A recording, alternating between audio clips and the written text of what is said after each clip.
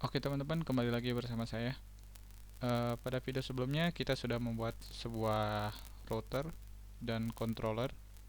Nah, pada video kali ini kita akan membuat sebuah, bukan sebuah tapi cara mengkoneksikan ke database ya. Lalu kita akan membuat entity, lalu kita akan migrasikan ke database itu sendiri. Nah, database yang saya gunakan di sini yaitu MySQL ya. Nah, sebelum ke tutorialnya, eh, kalian wajib menggunakan exam ya, atau misalnya mau dengan yang lain juga boleh. Tapi saya di sini rekomendasikan exam ya. Nah, buat teman-teman yang belum mendownload exam, kalian bisa download terlebih dahulu ya. Mungkin sudah pada tahu cara download exam. Ketika sudah, kalian nyalakan examnya. Nah, untuk karena saya menggunakan Linux, saya menggunakan command seperti ini, sudo opt lam start. Nah, ini sudah nyala exam saya ya. Seperti itu. Kita cek terlebih dahulu.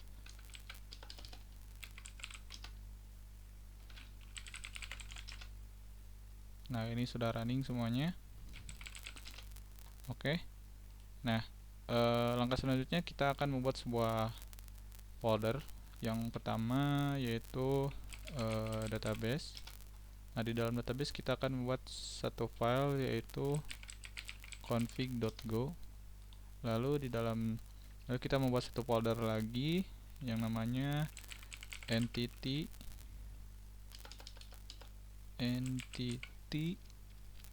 Nah, di dalam folder entity kita bikin sebuah folder yang namanya migration. Di dalam entity kita bikin satu file yang namanya user.go untuk menampung si struct-nya. Lalu di dalam migration kita bikin file yaitu migration.go ya. Nah, yang pertama kalian harus menginstal yang namanya GORM ya, atau GORM, dan driver MySQL-nya. Nah, caranya seperti apa? Kita langsung saja ke browser, buka di sini GORM MySQL ya, lalu klik yang paling atas. Nah, kita ganti yang overview. Nah, di sini kalian harus memasukkan komen ini ke terminal kalian, ke terminal teman-teman. Yang pertama yaitu go get -u gorm.io terus /gorm. Nah, karena saya sudah memasukkannya ya di sini. Nah, di sini ada beberapa ya. Nah, kalian misalnya langsung kopas aja ya dua-duanya misalnya. Yang pertama ini dulu. Terus yang kedua ini. Kita klik, kita satu-satu aja lah. Nah, misalnya ini dulu ya. Kita langsung klik enter. Nah, sebenarnya saya sudah ada ya modulnya, cuman saya klik lagi ini go get. Nah, setelah itu kita install yang driver SQL-nya, tapi di sini jangan dulu di enter ya. Kita ganti si SQLite-nya ini dengan namanya yang MySQL. Karena kita menggunakan driver SQL ya, bukan SQLite si database-nya. Nah, di sini juga sudah masuk, kita clear. Nah, jika teman-teman sudah bukan mendownload tapi ya menginstal sebuah modulnya, nah teman-teman bisa langsung membuat sintak yang buat cara koneksi ke database-nya. Yang pertama kita membuat sebuah package dulu. Nama package-nya database ya, sesuai foldernya. Lalu kita bikin sebuah function yang namanya connect db. Nah, di sini kita bikin sebuah variabel. Bentar. Kita lihat dulu si dokumentasinya. Nah, kita bikin sebuah variabel ya, lalu menampung ini. Oke. Kita kopas yang ininya aja. Nah, misal kita tampungnya dalam sebuah variabel konstan yang namanya MySQL, lalu diisi dengan kopas yang tadi. Nah, di sini kalian ganti si usernya dengan username PHP MyAdmin kalian, misalnya root. Nah, biasanya defaultnya tuh root ya, kalau kalian nggak kustomisasi si examnya. Lalu di sini passwordnya kosongkan, emang selalu kosong. Nah, untuk localhostnya kita biarkan localhost default si si MySQL. Lalu untuk DB name-nya kita sesuaikan di localhostnya. Nah, sebelumnya kita bikin dulu database-nya dengan cara localhost phpMyAdmin.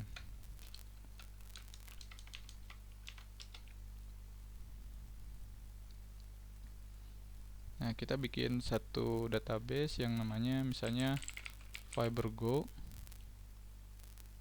Oke. Nah, setelah dibuat, kita langsung kembali lagi ke codingannya. Kita ganti namanya di sini misalnya FiberGo ya. Oke, betul. Nah, jika sudah, kita tampung si MySQL ini dengan variabel dsn. Oke. Setelah itu kita cari lagi. Nah, kita koneksikan GORM ini dengan MySQL dengan cara kita panggil terlebih dahulu DB ini. Sebelumnya kita buat sebuah variabel global dengan cara var db pointer gorm .db. Oke. Nah, jika sudah, kita panggil si db-nya di sini db, r sama dengan kita copy aja ininya. Nah, ini ada yang merah-merah ya. Ini tuh si MySQL-nya belum ke import. Kita import dulu. Yes. Oke. Nah, si DSN-nya itu kita ganti pakai huruf kapital. Nah, seperti ini. Nah, ini ada error di variable r. Kita belum mendeklarasikannya. Kita deklarasikan manual saja di sini. If r tipe datanya error. Lalu di sini kita bikin suatu pengecekannya, misalnya if r tidak sama dengan nil. Kita panic, nilnya misalnya r. Jangan, kita bikin sebuah pesan aja. Cannot connect to database misalnya ya. Ini versi yang gagalnya. Lalu ketika dia sukses, kita print ln misalnya connected to database.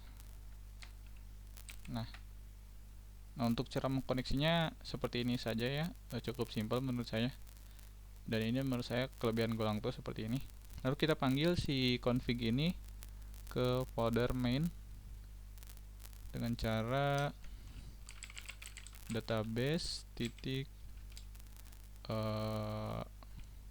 itu nama ininya apa ya? ConnectDB. Nah, ini. Oke, kita save. Lalu kita coba running si projectnya. Go run main.go. Kita cek. Nah, di sini sudah ada verifikasinya, yaitu connected to database. Berarti si project kita ini sudah terkoneksi ke database yang tadi kita buat ya. Nah, selanjutnya kita bikin sebuah struct. Nah, di struct ini kita buat package-nya. Kita matikan dulu ya. Untuk package-nya namanya entity. Lalu kita bikin satu struct namanya user. Nama tipenya struct. Nah, di struct ini menampung semua entity table-nya ya. Misalnya contohnya ya ini mah. Misalnya kita buat sebuah ID dengan tipe datanya string. Terus JSON-nya misalnya di sini. JSON tuh si nama yang akan ditampilkan di database ya. Misalnya di sini ID. Terus kita style ID ini sebagai primary key ya. Primary key. Nah, seperti ini. Lalu di sini bikin sebuah misalnya name string, terus kita kopas aja yang ini ya. Nah, untuk primary key-nya kita hilangkan, kita ganti ID-nya jadiin name. Nah, untuk dalam format JSON tidak boleh ada yang kapital ya. Jadi usahakan dalam format JSON itu harusnya hurufnya kecil-kecil ya. Nah, kita bikin email juga, string.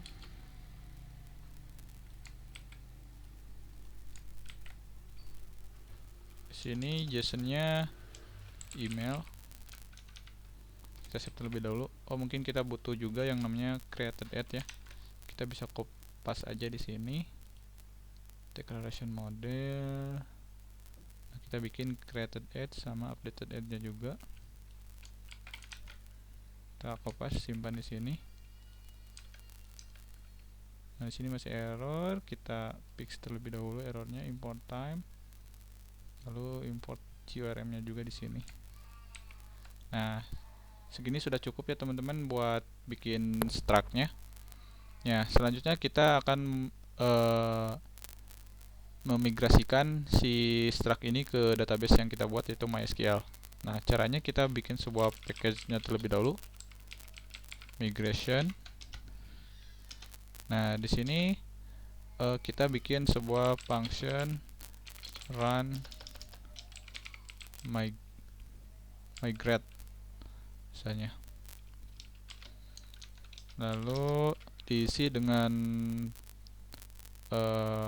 kita bikin sebuah variabel error dulu. Nah, variabel error ini diisi dengan database, kita panggil, terus db, terus auto migrate. Oh, ini belum terpanggil ya.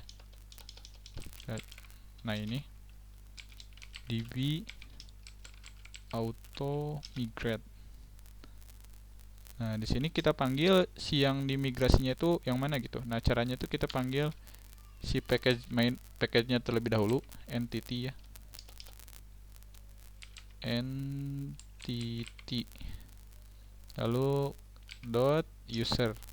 Nah, ini sudah terpanggil tapi masih merah. Oh, kurang crawl. Terus kita cek if error tidak sama dengan nil, kita tampilkan errornya, panic error. Terus jika berhasil, misalnya kita print sukses to migrate. Nah, misalnya seperti ini ya. Ini masih ada error. Oh, ini belum terimport sepertinya. Kita save. Nah, jika sudah, kita langsung start aja. Misalnya di sini go run main.go. Nah, kita cek. Ini nggak connect. Oh, kan di sini harusnya kalau sukses itu harus menampilkan sukses to migrate. Nah, di sini belum. Nah, saya baru sadar ternyata si migrate-nya belum dipanggil ke main.go-nya ya. Kita panggil di bawah database-nya dengan cara apa ya tadi tuh? Oh, migration. Nama si database-nya terlebih dahulu, nama package-nya dulu. Migration.runMigrate. Kita tutup. Kita save lagi, kita run ulang lagi. Go run main.go. Nah, di sini sudah sukses ya. Ini sudah dibuatkan tabelnya juga oleh si GORM ini, connect to database dan sukses to migrate. Kita coba cek di localhost-nya. Kita klik sekali lagi si FiberGo-nya. Nah, di sini sudah ada tabel usernya. Kita cek entity-nya apa sudah benar semua. Nah, di sini sudah ada ya ID, name, email, created ad, updated ad, deleted ad, dan ini ID udah primary key juga. Terus seperti di sini ada yang salah ya. Harusnya ID itu bukan string ya. Harusnya ini tuh unsigned integer ya harusnya. Nah, kita save lagi. Kita matikan dulu servernya. Kita run ulang lagi. Kita migrate ulang ya. Nah, ini sudah migrate ulang. Kita refresh. Nah, oke, di sini sudah beres ya. Di sini unsigned, terus ininya auto increment juga. Di sini big integer, long text, date time, oke. Nah, ini sudah sukses cara migrasinya. Kita matikan dulu servernya. Nah, mungkin cukup sekian tutorial kali ini ya. Kita sudah berhasil membuat sebuah koneksi ke database, membuat database-nya juga, lalu kita berhasil membuat sebuah entity atau tabelnya dan isi tabelnya itu sendiri yaitu entity ya.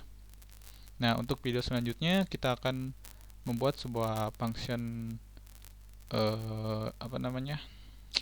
read-nya terlebih dahulu ya. Kan studi kasusnya kita akan membuat CRUD ya. Create, read, update, delete. Nah, untuk video selanjutnya kita akan membuat yang namanya user read-nya terlebih dahulu. Oke, terima kasih teman-teman yang sudah menonton sampai akhir. Buat teman-teman yang belum subscribe, silahkan subscribe terlebih dahulu untuk supaya tidak ketinggalan tutorial kali ini ya. Tutorial untuk kedepannya maksudnya. Terima kasih telah menonton. Wassalamualaikum warahmatullahi wabarakatuh.